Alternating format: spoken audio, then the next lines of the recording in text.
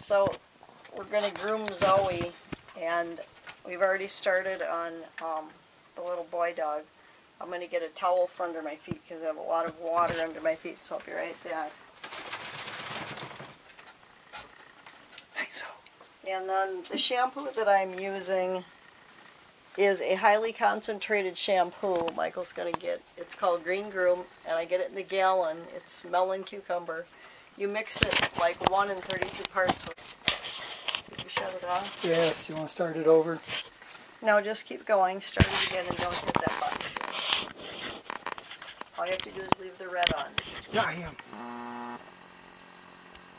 Okay, so is it actually videotaping? Yes. Okay.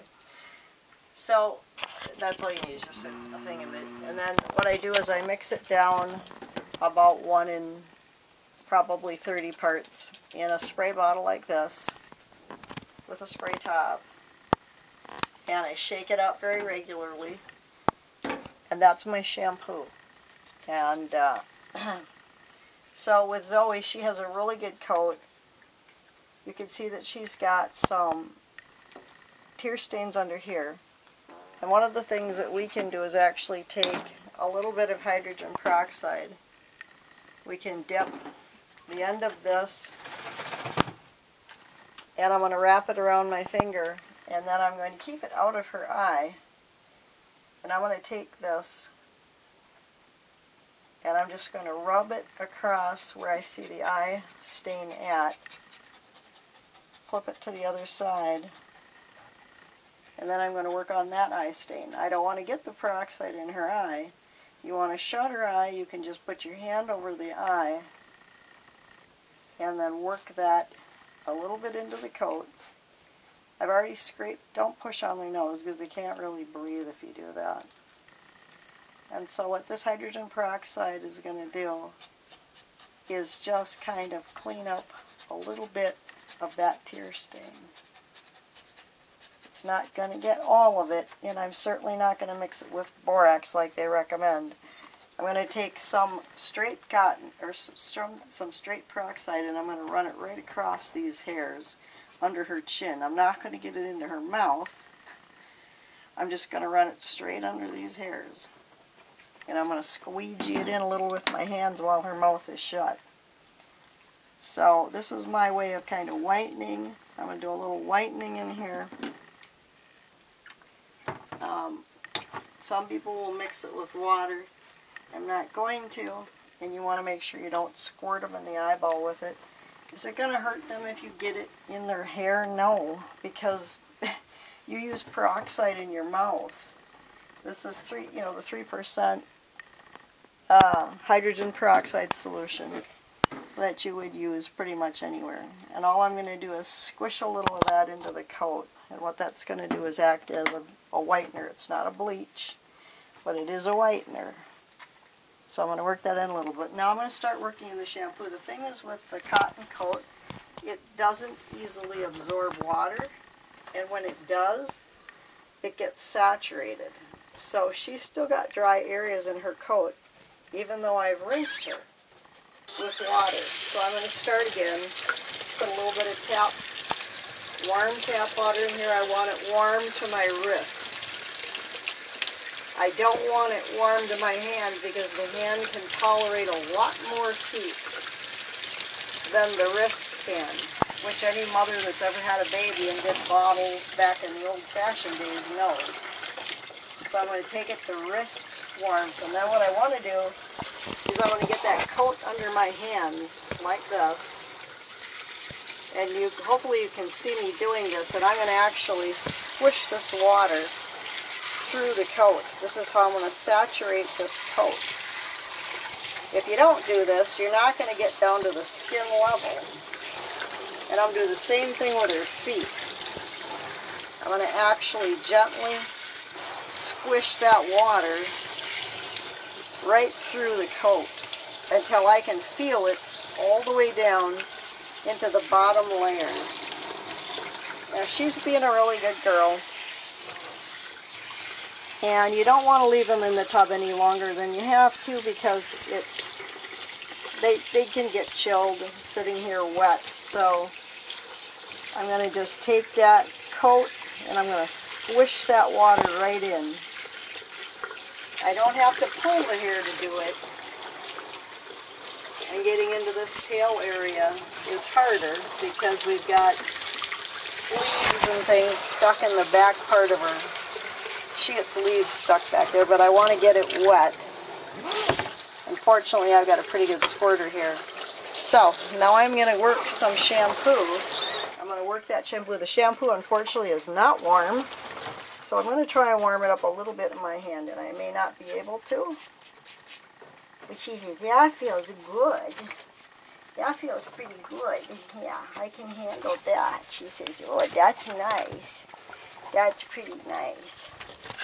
Yeah, and this is a good smelling shampoo, and even concentrated at this level, it is really, it's really sudsy. So I'm going to go ahead and I'm going to try and work it into the coat, just like I did the water, by getting a hold of the coat, and I'm going to just kind of gently work it in right down to the, as close as I can get to the skin level. And she's got a lot of coat, so this is it's a time-consuming process. There's a back side to the leg and a front side to the leg. And it's pretty hard to see that. Now I'm going to go to the other side. And I'm going to work some more in.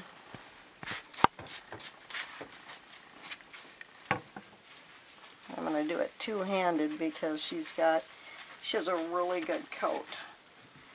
She has a lot of coat. And so what I'm going to try and do is, because these feet, the tail area, and this has got a really nice smell. It's I haven't found this to be really irritating to any dog, especially at the dilution they've got it. If I wanted to whiten up her feet and whiten up the hair on her legs, I could certainly take a little peroxide in the rinse. I'm not going to mix it with the shampoo because God only knows all it would mix with the shampoo. I'm not a chemist, and I don't want to become one working on a dog. So next thing I'm going to do is try and get up in here. Woo! I'm losing my squirt bottle here. I'm hoping this is the right way to put it in. But sometimes it gets so soapy that I have to have someone else tighten it down for me because my hands are saturated with soap. There you go. That was fun. And so we just keep doing this process until we feel like the coat is well saturated. You can see the dirt's coming out of the feet now as I'm working it. And hers isn't bad. His was way worse. But you can see that brown stain coming out of her feet.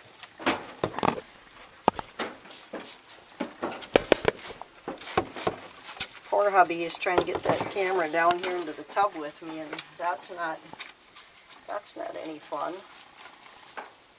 So sometimes I'll squirt the legs and let it sit for a minute. Sorry, Zoe, I got a little bit on your face. She said that wasn't really nice. When you work on the head, try and use your hands. Try not to squirt the dog's head. If at all possible, don't squirt the dog's head. Work it in. And when you're working on them, keep the ears turned down so that the ear leather is down, because we don't want water in here. We don't want soap in here. We want the ear leather down the whole time we're cleaning the dog. So, and some of these cottons tend to flip their, I don't know how they do it, but they flip their ears inside out. And that's kind of tricky to work on. So we got just a little bit more dirt coming out of those feet. A little bit of a brown stain there. Now I've got to get under her belly. And I want to get all the way back, the whole chest, under the legs, and straight into the belly. And I personally like to clean the dog's genitalia off when I'm bathing him, but I also rinse it off. And I'm going to be very gentle about it because clearly it's not a fun procedure. I can feel lather in the hair. You can probably hear it squishing. And so I need just a little bit more on the top of her head here to get some lather in there. And I may have to get into her neck, which is a little drier than I would like it. I would like it wetter, but I'm just going to work the lather through it. And she's, as you can see, she's being very patient and very gentle. If you're a cotton person or a cotton judge, the best time to judge a cotton is wet. So you can look at the dimensions of the head versus the, on the skull, the amount of proportion of skull versus muzzle. That's if you're a dog judge or dog breeder. That's not going to matter to you if you're a pet owner, and the amount of ear leather that they have and how far that ear leather will go. They should have some neck. They do have a slight arch over this kind of the loin area of the back, like a Frenchie, but not quite that roached. Although when you look at them groomed in the show ring, they are grooming them with bunny rumps. They've got a bunny rump. They're groomed with a big bunny rump, and it's probably cute, but you want to actually feel for it, because that's as easy to do as it is, easy to make a neck on a poodle. So you want to feel underneath all of that. You got to feel under that. I'm going to pull some actual stool that she's got stuck to her coat away from her rectum, and I'm going to do that using a little soap. I tend to keep the rectal area, a lot of hair, away from it, so I will remove that area around the genitals, because I don't actually want it hanging there. You can hide it in the coat, but it's not pretty and it's not clean. So we want to get it out of there. Any leaves or anything that you find in that coat, you want it out of there. And you don't want feces up against that rectum. So I'm going to show you how to remove that when we go to groom. So she says, I'm getting cold. Can we get on to doing the rinsing part? So we're going to get on to the rinsing part. I want just a little bit more soap in her shoulder area here, because I feel like she has some, we haven't quite got that shoulder area in well. Some people have said, did you ever use other shampoos on them? Yes, I used the original, I think it was called White Pearl, with my first cottons. And it was a very good soap. It's just that they changed it. They really changed it. So when you adjust your heat, check it to your own body temperature. Do you need a sprayer head? Yes, as long as it's not a super high volume one. Hello, girlie. I'm really tempted to put just a tad bit more soap on your muzzle, because you've got a lot of staining through this muzzle. So we're going to rinse her and make sure I like that temperature. I want it comfortably warm, not boiling hot, to my wrist. And I'm going to just start on the front of the dog hair right now. I'm just going to gently rinse out probably from the muzzle down. I'm going to kind of cover her face as I work on her. Do not get water on the dog's face, in its eyes, preferably not in its ears. Keep that ear leather down so we don't put any water in those ear canals, because we don't want to create an infection. So flip that leather over, hold it with your hand, and make sure you don't get any water down into those ear canals. And so I'm going to do a little squishing as I'm doing this. I'm going to squish a little bit. I think you can see that we have got a little bit of that stain out. There's still a little bit there that I could work on. But at this point, my main concern is to get her dry, because I don't want her getting chilled sitting with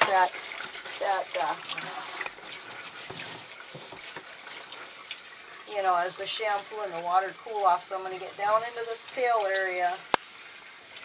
And I'm probably going to turn her around to make sure I've got all of the rectal material away from that rectum.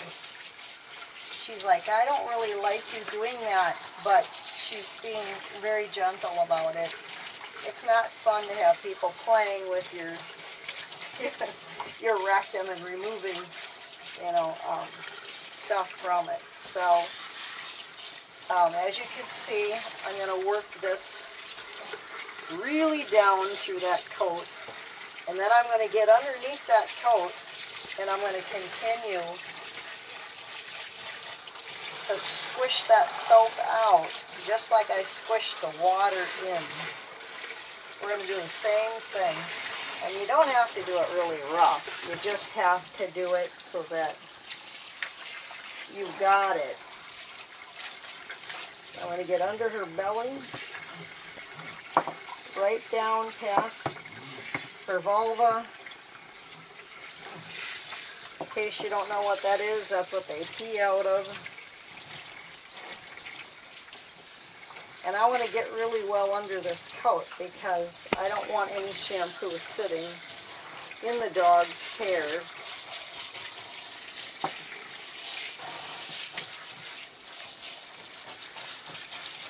She's got a really nice neck. She's a well put together cotton, and she's a very sound mover, which I think is phenomenal in this breed.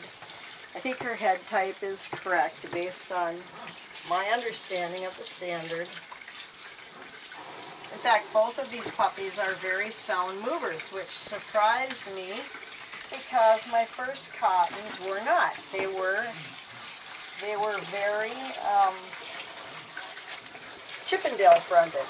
They had very crooked pasterns and they were Chippendale fronted. These are not. But their bloodline is completely different than my first cottons. And these are show bloodlines, primarily show bloodlines.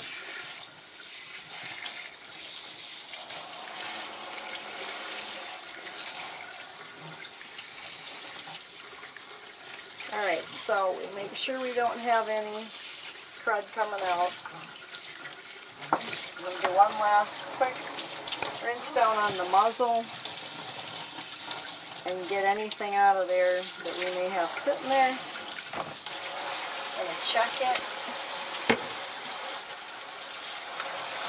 I don't feel shampoo in here. I feel one spot. I feel one spot back here where I still got to move some shampoo.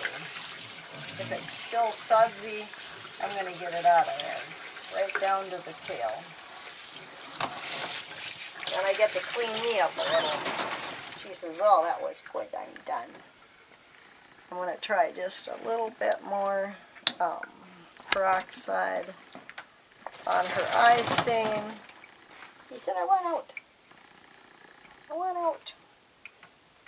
So I'm going to work on this one eye stain a little bit more. Yeah, you're almost done. You're almost done, kiddo. And I know there's people who use lots of preparations, boric acid, this, that, and the other thing. They probably end up using some powders, but I'm just going to use this. And I'm going to try and wipe out a little bit of it before we go into our rinse. So what our rinse is going to be is actually going to leave a little bit of this water in the coat. Our rinse is, I've warmed it up. It's actually that herbal essence. What I did was I mixed it with warm water, about 1 part to 10. And what I'm going to do with this is I'm going to work this 1 part in 10 conditioner, which is a human conditioner, into her coat.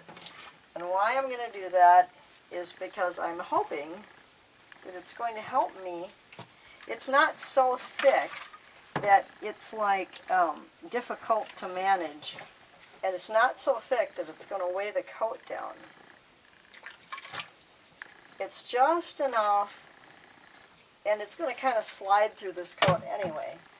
But I can feel it. I can feel it. I can feel it just sort of softening. And you don't, not that you want to soften the coat, but it's just sort of like lightly detangling. And I can just feel that on the back of her coat. So I'm probably not going to use much more than that. I've used most of that bottle, and that was like a couple of squirts of that stuff maybe in about, you know, what is that, 15, 20 parts, 10, 15 parts of water. Warm water. I made it warm because I wanted her rinse to be warm, not cold. So now we go to the blow drying process. And Michael's going to have to set the camera down and just aim it at the blow dryer temporarily until we can restart this, so I can show you how to do that.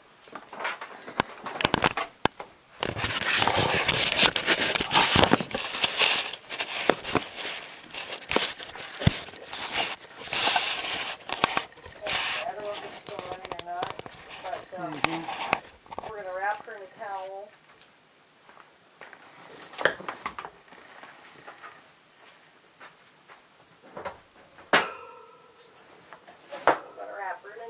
Towel.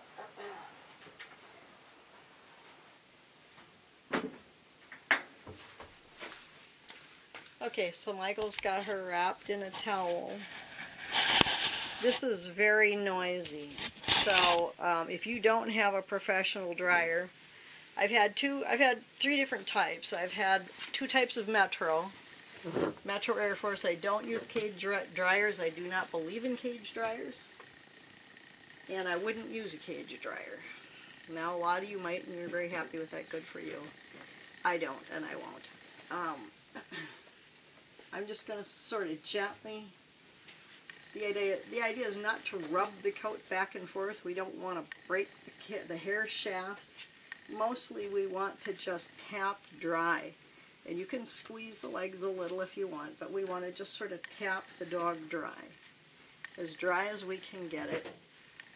And you ladies that know how to work with hair, you know that when you towel dry hair, doing this breaks the hair shafts. You don't do that. Not even on your own hair. So what you want to do is just follow the direction of the hair and tap it down. We want to tap it. We've already squeezed everything out. Alright, so now we're going to start blow dry. I'm going to show you a little bit of that, how we do that. Yes, a person's hair dryer will not work on a cotton coat because it's way too insufficient. If you find one and you don't overheat it and wreck it in the first year, I'd be shocked. Alright, so now he's going to hold her and I'm going to blow her. And I'll make sure the camera's on her when he picks her up. And you could step in just a little bit there. It's going to get louder than heck, but I put it on, actually this one I'm going to put it on high heat, but the lowest volume setting on the Flying Pig. And yes, the Flying Pig is pink, because I like pink. I'm a girl. Okay, so here we go. As long as you can tolerate this, go ahead and watch it.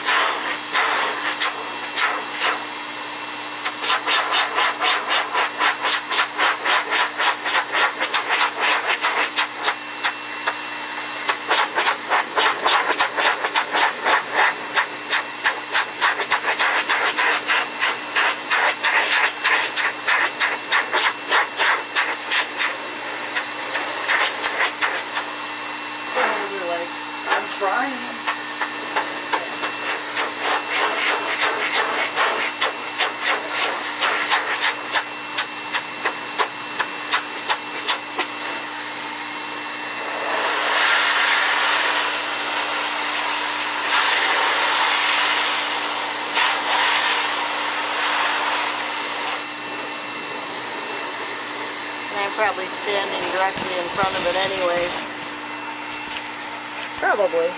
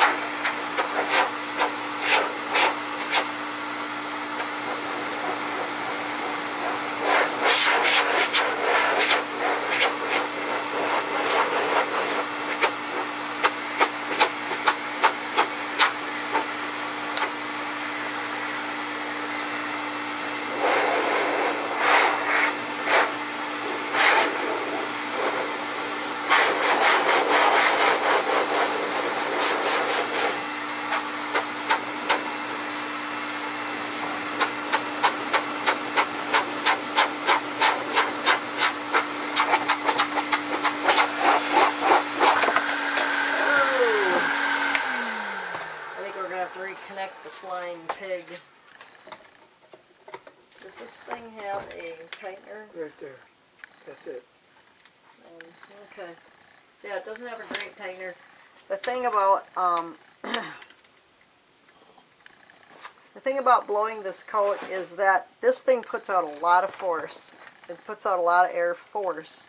So if you turn her that way and then this way, you don't want all that force directly on the skin. So I try to aim it just sort of at a 45 to the skin and blow the hair in the direction that I'm working with it, especially on the face and the genitals. Be very careful using this. Go ahead.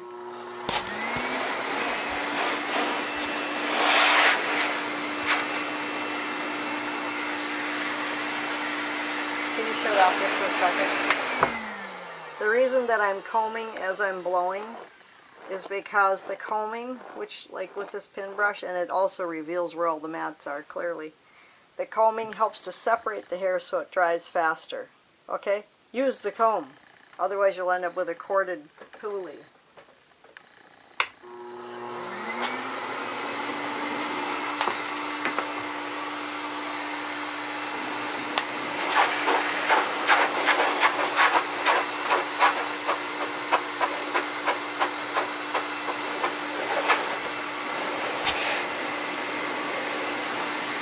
He's trying to get the dog in and get a view of it.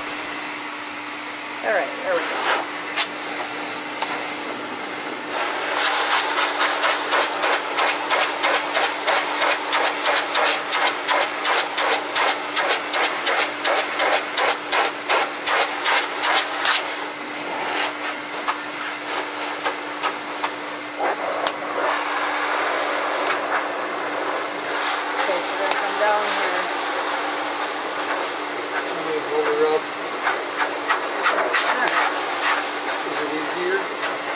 It is to get at certain areas if you want the dog, but right now I'm just going to get at this layer.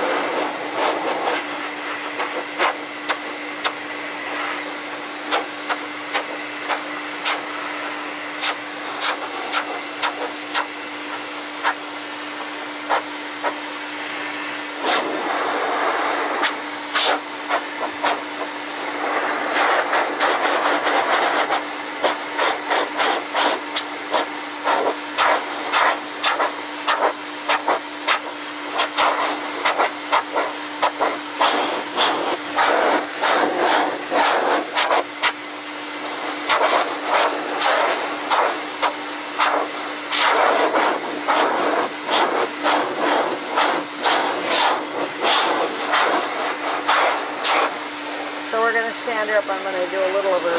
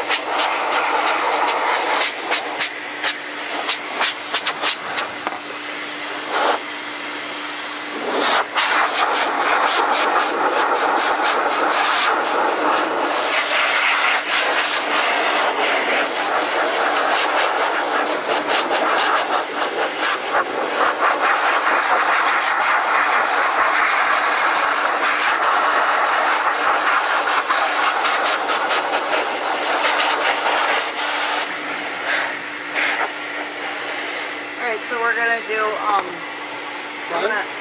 gonna do the front of her. Let me hold the head.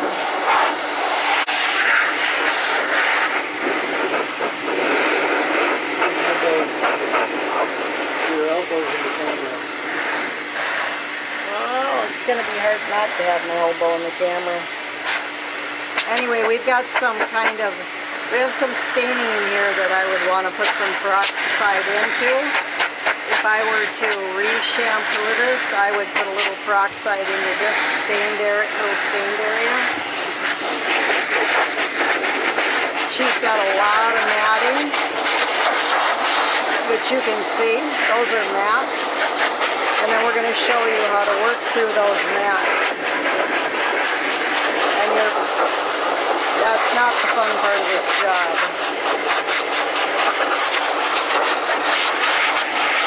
But if you don't see how to work through them, it's not going to teach you anything. So.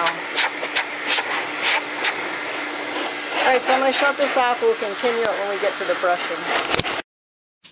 You can just... You're on. Okay, so Zoe's out of the tub and the blower. She smells really nice because of the conditioner. So she smells really good. This just sort of, she's still wet in spots. She's damp.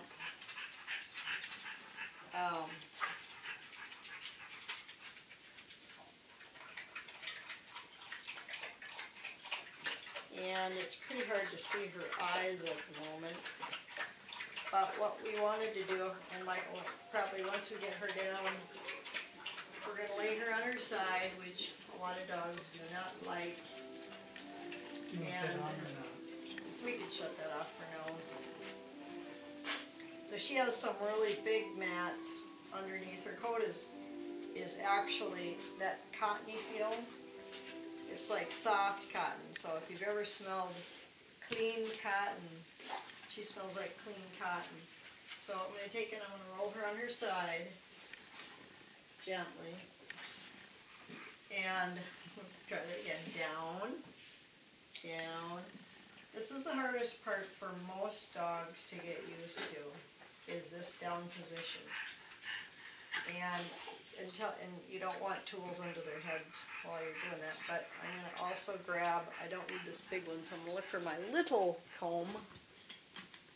This little one. This is one of my favorite combs. So, let's go turn that a little bit more. And I have my gray cone comb, my middle-sized comb, my blunt end scissors, which means it's not pointed on the ends. I have my Chris Christensen pin brush.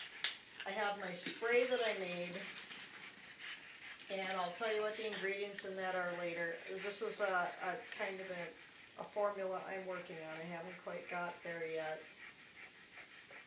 But we start with, when we do layer brushing, we're going to start at the bottom layer of the coat from where it grows.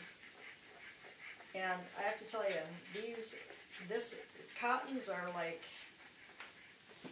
if you do a 7 out of 10, you're just older. If you do 7 out of 10 on a cotton for skin sensitivity, I would, and the average dog, like a chow might be a 9. No, I'm sorry, a chow might be a 3 or 4. A cotton is about a 9 on skin sensitivity. That means they hate having their hair pulled. So combing them out is something you better start when they're really young. Now you can see that there are little tiny knots in here. And what I want to do is get my hand between the skin and get hold of that knot. And I want to pull. I want to pull with my comb. I can either use my bitty comb or I can use one of my other combs. But my goal is to get underneath that knot between, there it's down there, you can feel it saying between the skin and the hair. And sometimes you'll still see that knot. And so you can go ahead and just pull it, because it might be shedding puppy coat. So I'm just going to gently work my way through and see where I find the knots. And they'll snag, and I do one layer at a time, starting at the very, very bottom layer of the coat. You always brush in the direction of the coat, and you see I'll make a part with my hand, and I'll hold the hair so that it pulls less. When I find these little bitty knots, I'll just kind of hand pull them. But we have a very large knot on the upper layer here above me. Once I get into this area, I am going to have my spray here, and I'm going to do, if I can get it to work here, I'm going to spray right into the part line that I parted, and I'm going to comb down. Some of you prefer to brush down, but I'm going to comb down. And now we have a huge mat here, and some people suggest actually taking these big mats and working some cornstarch, plain old cornstarch, into that mat. But that mat better be dry. It cannot be wet when you work this cornstarch in. And the idea here is that the cornstarch, plain old cornstarch, is supposed to help separate that mat, so you can start pulling it apart with your fingers very gently. This is if you want to take the time to pull this mat apart. Okay? So, and then what we're going to try and do, and I can feel already that there are some knots that are going to pull right out. They're just going to, they're like these little knots in the puppy coat. And so I'm going to actually pin brush this down a little bit. And then I'm going to take my comb here and see if I can work my way into that knot that I literally, and keep pulling the hair out of your comb. Don't leave it sit in there, because it actually can dull that comb. So I'm going to try and get between that knot and the skin layer. I'm actually holding the skin with my fingers, and I'm pulling at where the base of that knot is. Now, if I did a good job, I'll still separate that knot a little bit more, but if I did a good job, I should be able to pull or work most of that mat out without causing the dog tremendous pain. And part of the problem with people when they groom these kind of dogs, they're pulling too hard, You can't take a shedding rake, like for a Goldie Doodle or a Golden. You can't take a shedding rake into a cotton, and the worst places to work on a cotton are underneath the armpits, the groin area, and the belly. They are going to hate these spots the worst because that's their really sensitive areas. So I'm working the cornstarch in. I'm pulling this mat apart by hand. And some of that mat is going to pull straight out because it's already hair that is just like puppy coat that's coming out. I don't know how much of this you can see, but we have to hold the dog because she's not going to stay down on her own yet.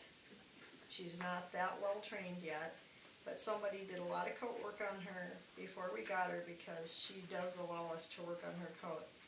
I've had cottons in the past where nobody did much work on their coat, and it became really a trial to get into that coat.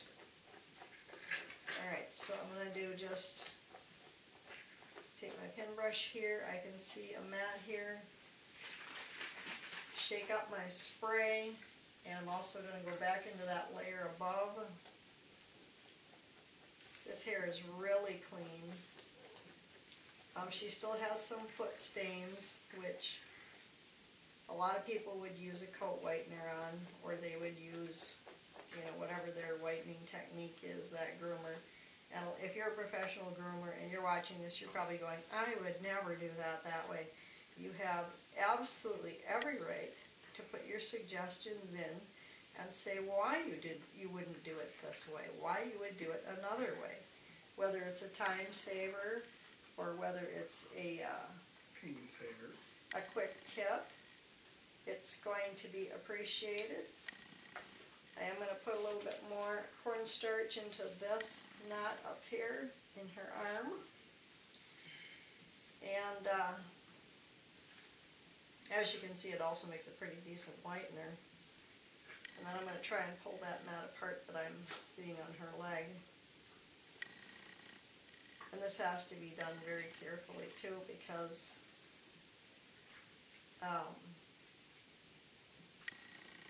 it's sensitive and it hurts. So, aren't they pretty with all this cornstarch? But as you can see, this would be something that you would do only in the case if you were probably a show person, a really determined pet owner.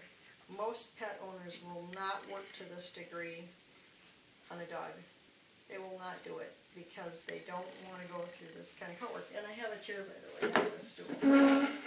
And usually I sit down and we'll watch a little TV while I'm doing this.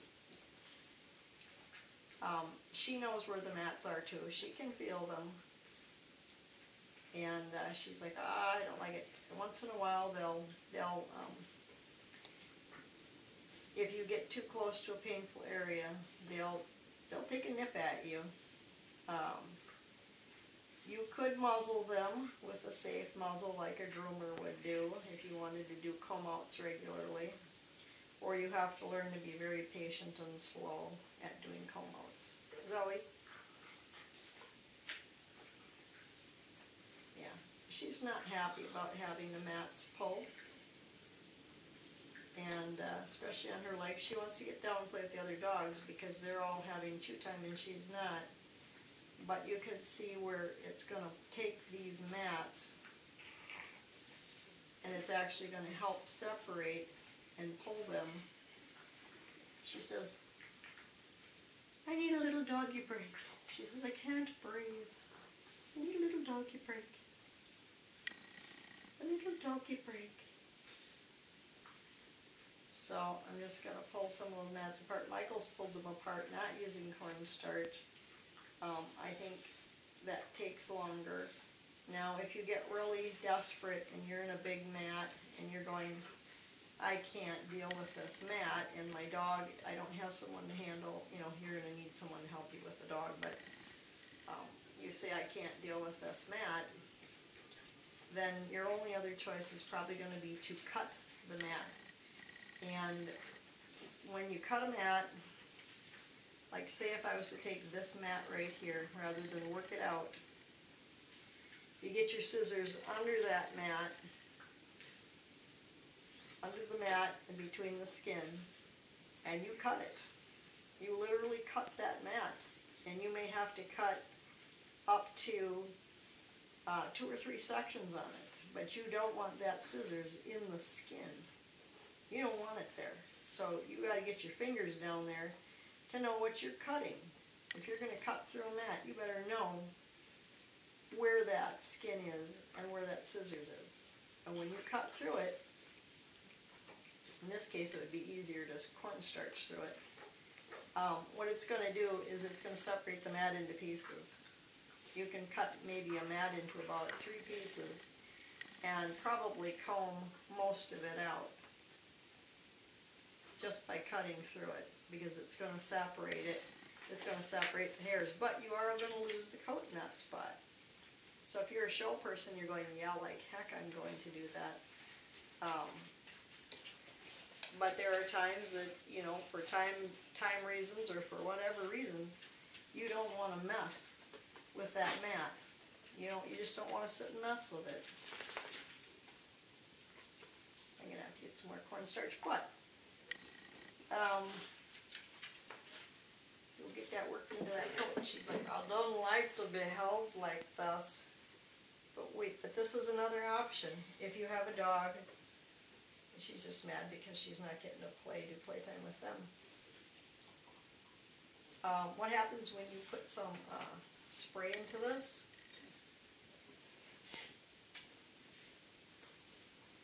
Well, what generally speaking, what happens is that you make the cornstarch sticky. So you want to get a little of that out of there before you go into the combing.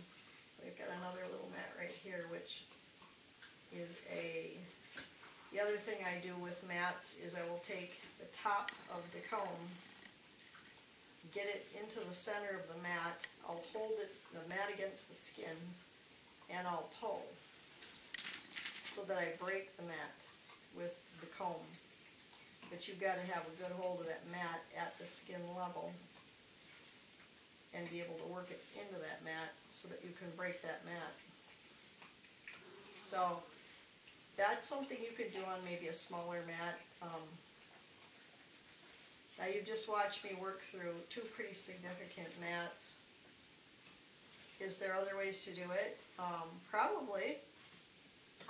I interned as a dog groomer, but I did it like 40 years ago. So times have changed. I've groomed show dogs for over 40 years. And I started with Shelties. I learned how to layer, brush, and spray from Sheltie people. The reason they do that is because the layer spraying, and they do it usually weekly, it actually moistens the coat, but it also builds the coat. It builds the coat up. So you're going to get a fuller coat. I was given an explanation for that some years ago, but I'm afraid that your Sheltie people will have to explain it to you, because I've forgotten the majority of it. So now we have her leg pretty well combed out, this leg. There's still a little spot in here that I'm going to work through. I'm going to see how deep that mat is, and see if I can work it through without actually having to either cornstarch it. The mats underneath the armpits, they are going to be super sensitive, and I mean super sensitive.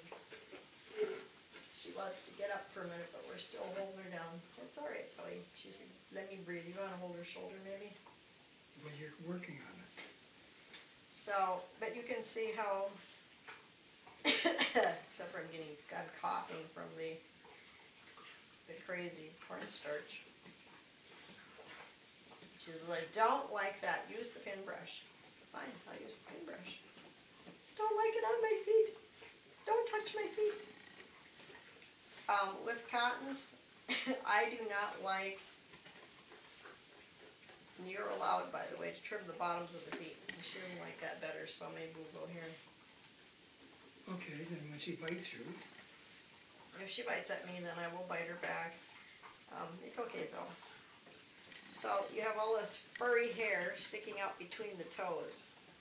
You can see there's a lot of fur there. At least I think you can see it. What I do is I take this ball end scissors, and you better watch, because if you don't hold these toes right, you could cut into the foot pad. So you want to make sure that your angle is over and away from the foot pad. And they are sensitive about having that done because they don't really like it. And if you're young and you have good eyes, this is easy. You get older and your eyes aren't so good, this gets a lot harder. A lot harder. Why do we do this? So they don't collect crap on their feet. And it just gives the foot a little bit of a rounded look. You have to go bonkers with that? No. We're going to let her up for a minute just so that she can kind of wind down. We'll let her up just for a minute. Well, let's see how that goes. She says, oh, that was a drag. That was a drag.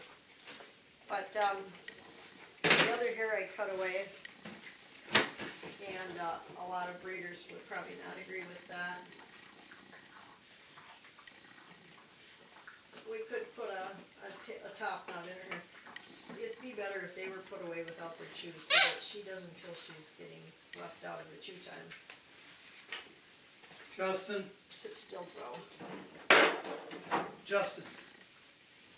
Part of the problem is they're all enjoying chew time, and she's enjoying grooming time, which she doesn't enjoy. He's got to take his diaper off. I am, Carol. You gotta be a So I'm going to separate this hair and move it away from the eyes.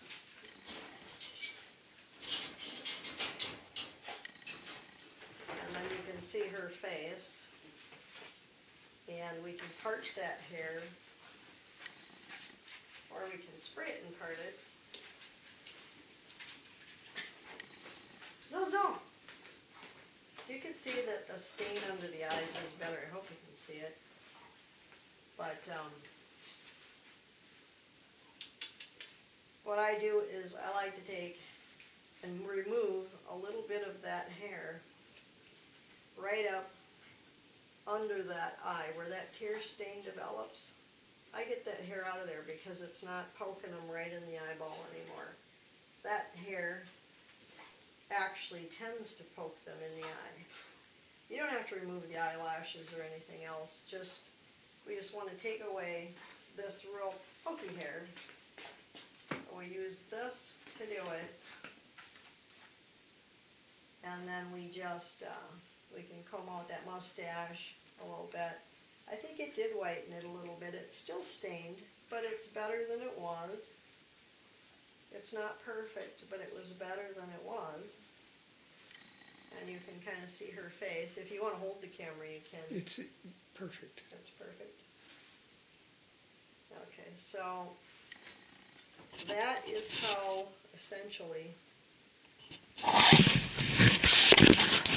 I would groom the cotton, except for one little detail which I'd have to show you on the rear end. And this one I may need a little Michael help with, because she's not really used to having this kind of work done. And I'll move my cornstarch out of the way. By the way, the cornstarch, if you get a lot of it in there, it's going to make you cough. And I'll remove some of that tail hair from there. So what I do is I go in here, and you may not want to do this, but as a pet owner, you probably should. Comb down the rear end hair once you get everything done, and you're going to want to detangle that, do your brushing and dematting. We'll do that later. But once I pull this tail up and I look in here, I find the rectum and say, okay, here's your rectum. And then I'm going to take my ball end scissors and I'm going to remove all of the hair around her rectum. All of it. Now you wouldn't do this probably for a show dog. Some people might, because it's cleaner. But it's touchy, and the dogs are like, I don't like that feel, I also remove it around the vulva and the penis. Why? Because it's cleaner. In case you want me to repeat that phrase a few times, it's cleaner. And so the dog is not infecting itself with feces, and especially females with urine. You know, you're like, oh, my dog's always having urinary tract infections. Why don't you remove the hair around the vulva? In case you don't really know what that is, we'll flip her over and I'll show you. Now, I've just taken off, I haven't evened it out or anything, but I've just taken it out right around that vulva area, or that rectum area, so that we don't have the poop stuck to her rectum. Okay, so we'll flip her over, and this is, she's got the face probably this way. And I know she just looks like a fur ball right now, and she's got lots of mats and matting. So, getting her to lay down on her back or her belly. Sometimes you may have to have somebody hold her down, hold her dog down, or you may have to do it to her. And you see where that vulva is, and you can see the dark hair around it. Now there's a little tip on the end of it. You don't want to cut the tip of the vulva off. So what you want to do is get a hold of the hair above that tip. And we're going to remove it. We're going to make sure we don't cut the tip of her vulva off, because she's going to be really mad if we do. And we'll be in the veterinarian. And then I just clean around it. I clean around it a little bit and remove it. And she says, I don't like that. It really feels tickly. That's okay if it's tickly. And they can get really, you know, they can get really freaked out about it a little bit, because it's, you know, they're afraid you're going to cut their body parts off. You can flip her back over. You could even take a little off the belly, just in front of that vulva if you want to, and so it doesn't roll back into it. But the reason we do that is because it really effectively cuts down on bacteria that is building, and it can build into and around the vulva. So it's a smart thing to do if you are a dog groomer, pet owner. So I still have a lot of coat work to do on her, and this is just sort of, I mean, we haven't even got to this bottom layer here. So we got a couple of mats. We showed you how to take out a couple of mats. I showed you a technique of using cornstarch in the mat and separating the mat. I showed you how to get the scissors between the skin and the mat and divide the mat into a couple of pieces, 2 or 3 pieces, to then pull the mat more easily. And I think we also showed you one other thing about removing mats, and that was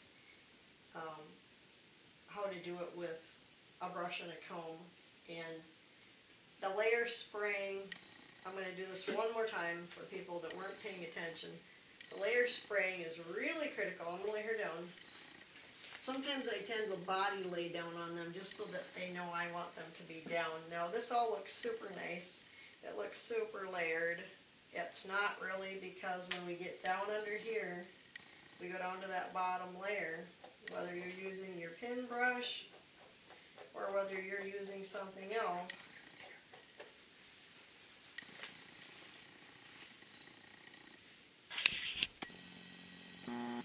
I'm trying to bring it up just a bit.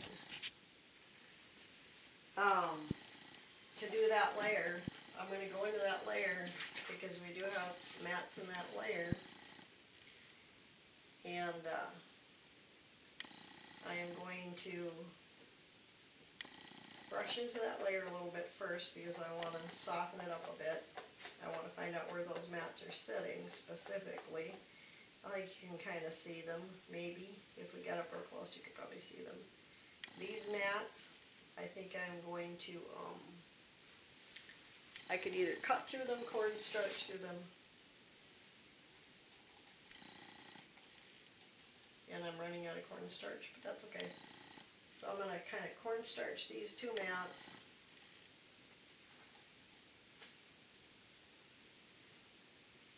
You can dump it directly in if you want. Now I'm going to split the mats. I'm going to use the cornstarch to split the mat. And as you can see, that mat pretty much, I don't know if you can see that close, but that mat pretty much split itself up just through the cornstarch. So I'm going to try the next one. This one's a little thicker mat. Put a little more cornstarch down there. I'm really not sure why this works, but it's a grooming tip from professionals, so I assume they really kind of have tried this out. But I got the hair just a little bit wet, so it's wanting to congeal a bit. But that first mat came right out when I pulled it. This next one, it's going to have a little bit of dead hair, and I think you can see there's a little dead coat there. I'm going to try and comb through it, or basically comb it out. Yeah, I tend to lose my grooming implements, and why aren't I sitting down? But anyway, once you teach your dogs to lay down, and you can do this, some people groom them sitting up, some people groom them laying in their laps. To me, a grooming table is a back saver. It's a time saver. And yeah, we've got a couple of, I like to drop my equipment too. I do that. I don't have a little grooming station here where I can set my tools. Some people have like a beautician has.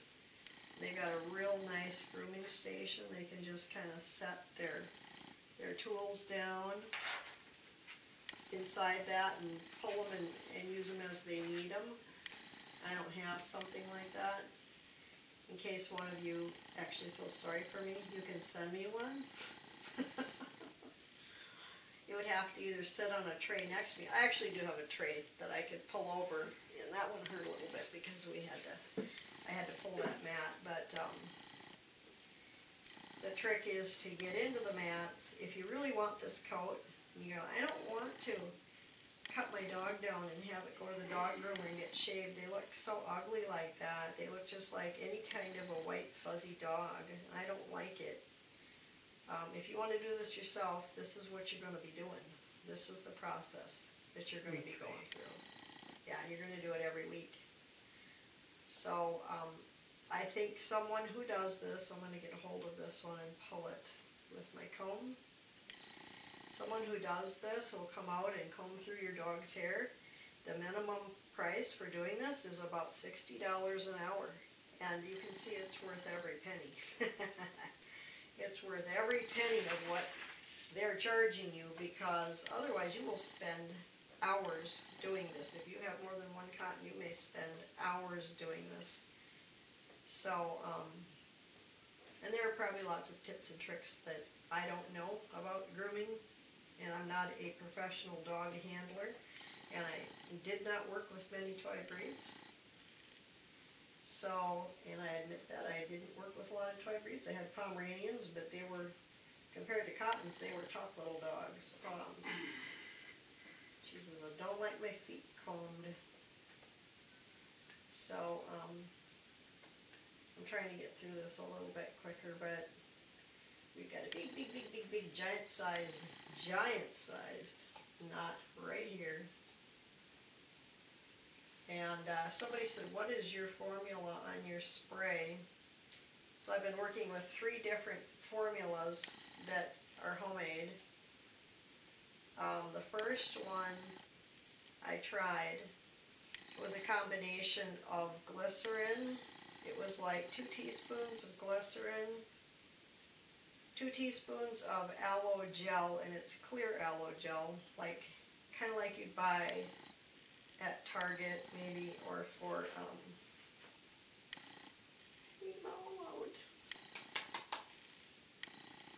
it's kind of the stuff that you would buy for like after sun, like where you get a burn. So it has minimal crap ingredients in it. It's like 99% aloe. And to test it out, I just put it on my hands and let it absorb. And if it doesn't create this, you know, awful sticky feeling, it's probably good. And so I used probably, I don't know, it was like probably a couple of tablespoons, maybe a tablespoon or two. And let's see what we can do with this mat. I may have to cut this one because it's not even responding too well to the cornstarch. And they get really close down there at the base of the skin. And you could take, you know, some people take these little mat rakes and they just cut right through the mats. Usually when you're done, the dog looks like it's got a coat full of holes. So if you're determined to have a decent coat, you'll probably have to work through these mats like this. And you may need someone to help you hold your dog. When should you start doing this kind of grooming? When your dog is 6 weeks old, possibly 4 weeks. Start with a little pin brush, brush gently, move the hair down in layers, just like we've been doing. Teach the puppy to handle being sprayed between layers, because they're going to need that. The earlier you start, the better. If you want a pretty coat on the cotton, I would get a grooming table and work for that. This mat, I think I'm going to cut through. I'm looking at it, and it's so close to the skin, and it's so thick that I'm like, is it worth it? I don't know. We'll find out. If you're going to cut mats away, the best place to get away with it is under the body of the dog. On the top of the body of the dog, you're not going to get away with it. So, okay, I was going back to my grooming spray. What would you say that is in ounces? It says 12. I would put it close to 16 because I fill it up to the top ring. And it was 2 teaspoons of glycerin, I think 2 tablespoons. You could try 1 if you want to kind of just at first try it, of the aloe gel, the pure, you know, as much pure aloe gel as you can get. And then I melted 2 teaspoons of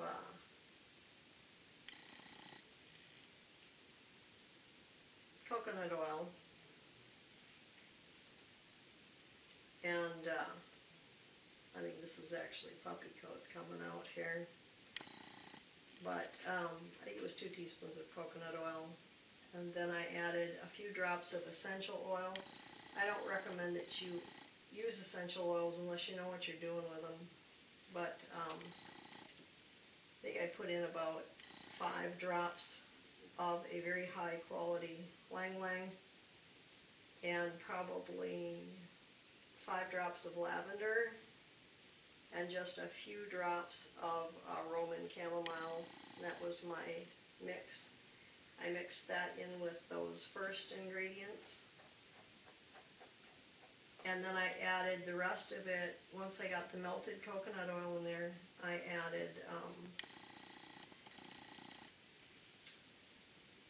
I actually used really hot water, warm water out of the tap, really, really hot, as hot as I could get it, to keep it melted. And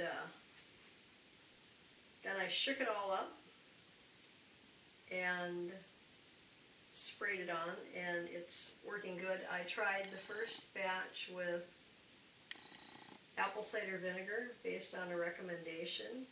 I didn't like it. I did not like it. It, besides the weird smell, which I didn't like, it just was,